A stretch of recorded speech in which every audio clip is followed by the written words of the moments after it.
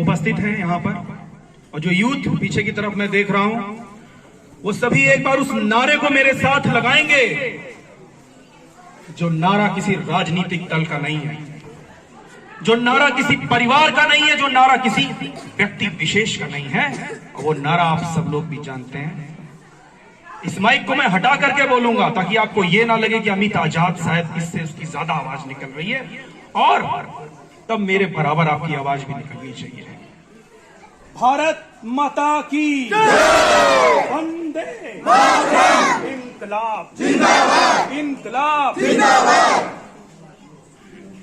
धन्यवाद करता हूं आपका। आप लोगों ने नारा लगा करके दिखा दिया कि जो शहीद आप सबके लिए अपने खून का कतरा कतरा दे करके गए थे, मैं ही एक अकेला वंशज नहीं हूं, ये सब उनके वंशज हैं।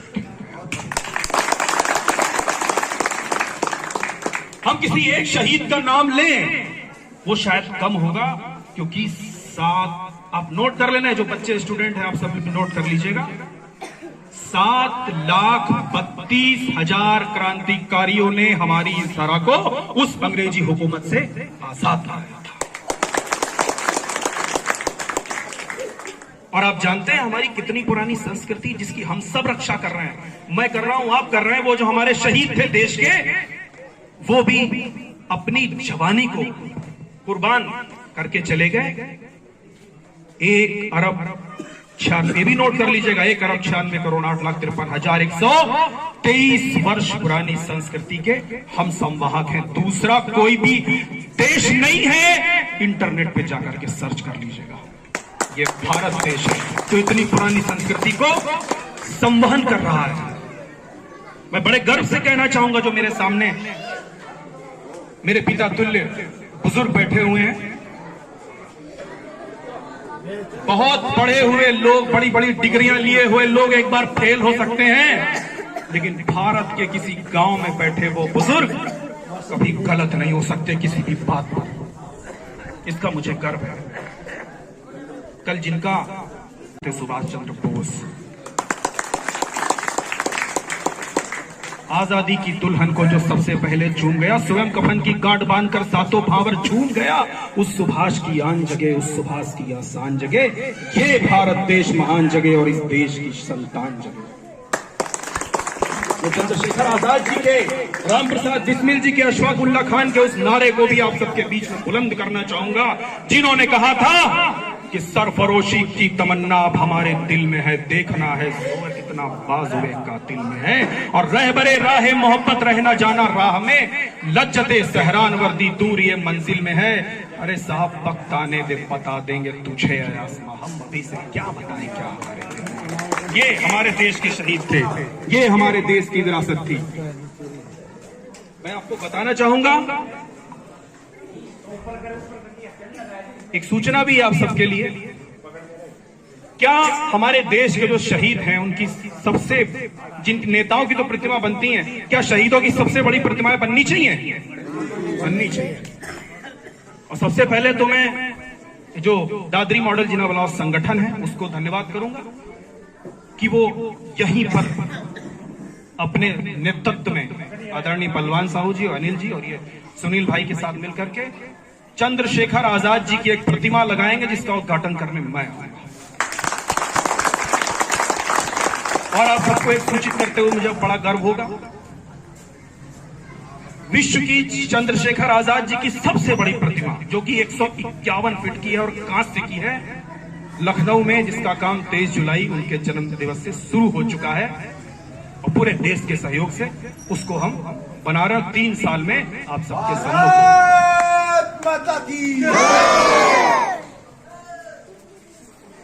आपको मैं बताना चाहूंगा, जो इधर मेरी माताएं बहनें बैठी हैं, आप जानती हैं जब हमारे घर में कोई बेटा पैदा होता है, लेकिन सब चाहते हैं शहीद भगत सिंह और चंद्रशेखर आजाद, अशफाक उल्लाह खान, ठाकुर रोशन सिंह, राजेंद्र लाहिड़ी, ये सब पैदा तो हो, पर दूसरे के घर में पैदा हो। हमारे यहाँ भगत सिंह नहीं पैदा होना चाहिए।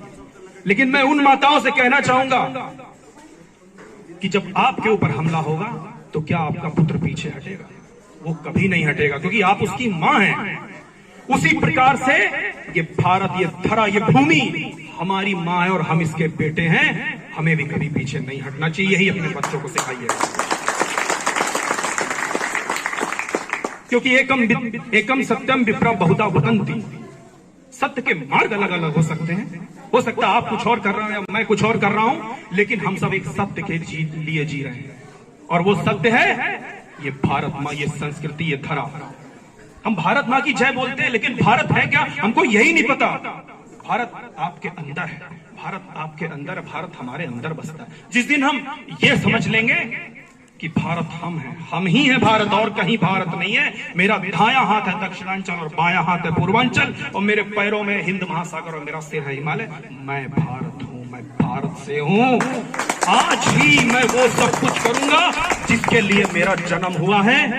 दूसरे दिन का इंतजार ये भारतवासी नहीं करता, क्योंकि चंद्रशेखर आजाद, अशफाक उल्लाह खान, ठाकुर रोशन सिंह, राजेंद्र लाड़ी और महाराणा प्रताप और झांसी की रानी इस धरा के लिए मर मिटे, अपनी जवानी को कुर्बान कर दिया।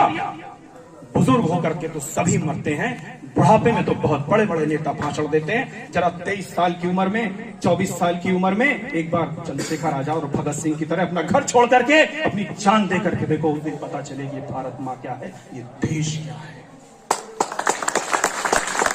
इधर बेटियां बैठी हैं, मैं बेटियों से कहना चाहूंगा, आपको पता है जब झांसी की रानी से अंग्रेजों ने कहा कि झांसी हमको दे दो, तो उन्होंने क्या कहा? उन्होंने कहा कि झांसी क्या, झांसी का एक कण नहीं दूंगी जब तक मेरी जान में जान है। ये थी झांसी की रानी, उनसे सीखने वाली बात है। और पुनः उस नारे को बुलंद करिए जो शहीदों ने लगाया था मेरे साथ, भारत माता की वंदे इंकलाब। कुर्वन्ने वे हम कर्माणि जिजी विशेष तत्समा। 100 वर्ष तक जीने का सिद्धांत, 100 वर्ष तक कर्म करते हुए हम जिएंगे और इस धरा को और पुण्य में बनाएंगे। और ना मैं यूथ को भी बताना चाहता हूं, न किसी को नशा करने देंगे और न जीवन में खुद करेंगे, कि ये धरा हमारी है, कोई देवदूत ऊपर से आकर के हमको तार देगा, ऐसा कभी नहीं हो सकता। बोलिए भारत माता की वंदे।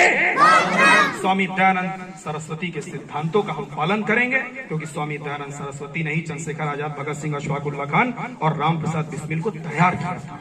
तो उस आर्यों वाले देश को मैं यही कहना चाहता हूं कि भगवान आर्यों को ऐसी लगन लगा दे, देश और धर्म के खातिर मिटना इन्हें सिखा दे। पुनः एक बार मेरे साथ बोलिए, वंदे वंदे इंकलाब। और ये चंद्रशेखर आजाद जी की प्रतिमा का मैंने आप सबके बीच में जिक्र किया। ये लखनऊ के उत्तर प्रदेश के कृष्णा नगर में लग रही है। 3 साल के बीच आप सबके बीच में होगी, और पूरे देश से, क्योंकि सरकार ने हमें, योगी आदित्यनाथ ने ये प्रतिमा बनाने के लिए हमें जमीन दी है।